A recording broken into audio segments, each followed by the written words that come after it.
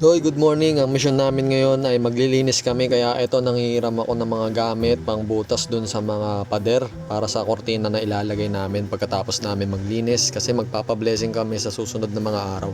Pagtapos manghiram ng gamit ay nag-uunti-unti na kami bumili ng mga gamit namin, ng mga essential, yung mga primary lang muna.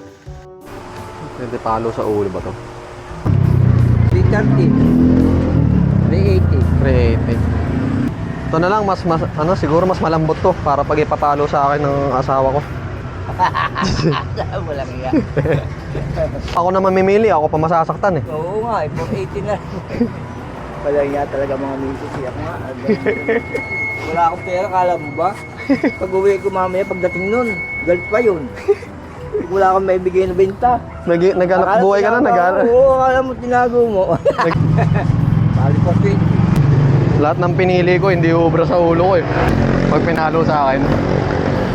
Bakal mo lasing ka? Ha? Bakal mo lasing ka? Hindi ako naglalasing, ya.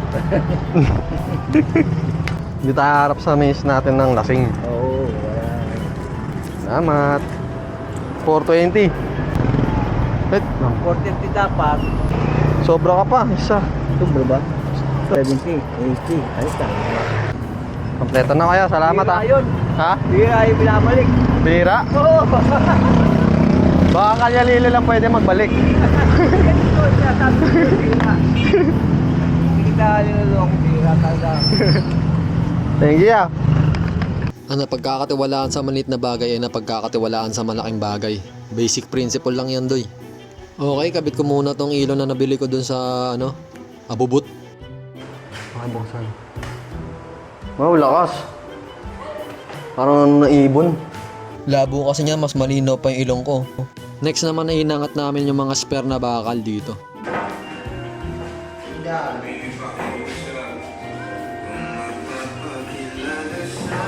Madalas kong nakikita yung mga gantong bahay dun sa TikTok yung mga nagta-thirst trap. Kaya dito sa bahay, pinagbabawal ko ang pagta-thirst trap. Pagtapos nun, inuna namin yung labas. Pinawalis-walisan namin kasi grabe na yung latik. Eto mas malatik. Yung mga tae ng ibon, sobrang lagkit. Ginawa atang pugad, doy. Kasi panay bagyo nung nakaraang araw yan. Punas tuloy kami ng punas ng mga grills at gate. Matagal na namin pinagawa tong grills at gate na to. Di pa kami nakapaglinis dito. Tignan mo naman yung dumi, parang tiniranan na marami. Sige, simulan mo lang dyan. Ako na bahala tumapos. Ayo, bilhin ng lona. Ito, linoleum muna binili namin pansamantagal tapos parang 250 per meters to eh. Tulala yarn. Ito na, nalatag ko na isa. Ang sarap talaga ng tenga sa tawa. Lalo na pag sa lab mo nang galing.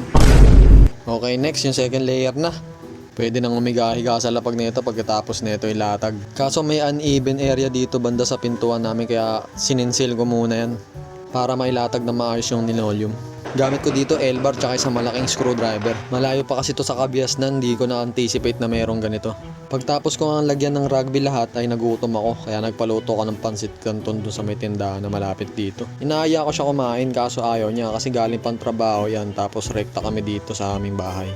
Sabi ko sa kanya, okay lang, sige pahinga siya. Kaso nga lang, mas mahirap daw labanan yung amoy ng pansit canton kaysa antok. Pagtapos ng linoleum, naglagay naman ako ng mga butas para sa paglalagyan ng mga bracket. Para sa ilalagay naming kortina. Tsaka wala pa kaming kortina at rad na paglalagyan ng kortina mismo. Abang lang muna. Basic. Ito hindi basic, nilagyan muna namin ng karton sa ilalim para di masira yung linoleum. Wala pang laman yun pero ang bigat nun. Ano ya, sentro na? Okay, guhita mo na. Tapos niyan, birahin mo na. Baka mabira pa yun ng iba. Okay na, ready na pa blessing to, doy.